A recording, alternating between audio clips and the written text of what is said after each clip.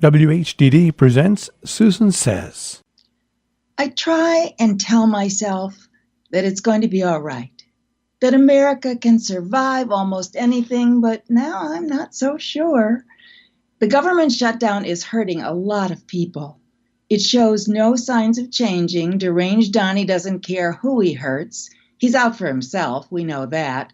Or at least the people who agree with me and listen to me know that, but roughly 1/3 of us know nothing, and they're still supporting that cult leader. But this is just one of the many problems and signs of chaos he has brought, so I'm not so confident we can survive them all. First, let me just say facts. Well, according to the New York Times, I don't always agree with them, but I believe they report the facts. The other day they had charts. Things with numbers, and it showed that the total phony argument that there's a crisis at the border is not a fact. The number of immigrants has dropped precipitously.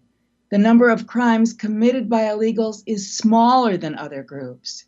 Drugs are coming in from other directions, like, say, Canada and airplanes. Yeah, those are the facts.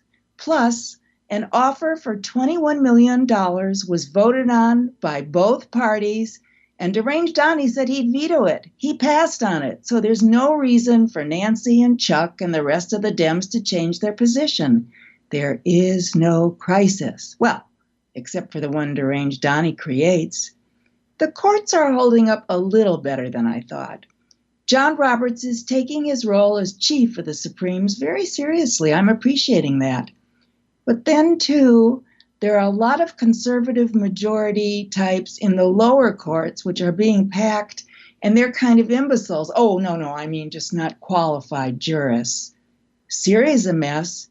Even Lindsay, I change my mind every day because I'm obviously being blackmailed. Graham says that.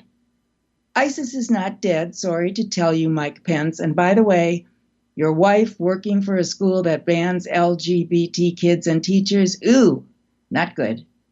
I love Nancy Pelosi's uninviting #45ish, never my president, to come to the Congress. Yeah, they get to invite him for that State of the Union speech.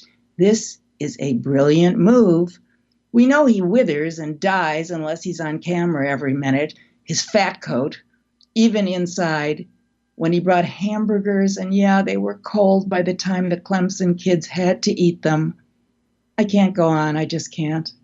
I want one day, just not even 1 week, one day without a Deranged Donnie movement. But here we are again. On a happier note, if you want to laugh and love a new TV series, The Kominsky Method is the one. Michael Douglas being so funny, Alan Arkin being himself, which is amazing and funny, a real friendship between two old geezers and tons of laughs, out loud laughs. Thanks to Chuck Lorre, who's some kind of TV genius. Enjoy it. We all need to laugh. Susan Silver was one of the original writers of such TV classics as The Mary Tyler Moore Show, Maude and Bob Newhart. She lectures and teaches sitcom writing and had a column on the New York Social Diary called The Search for Mr. Adequate. She hasn't found him yet.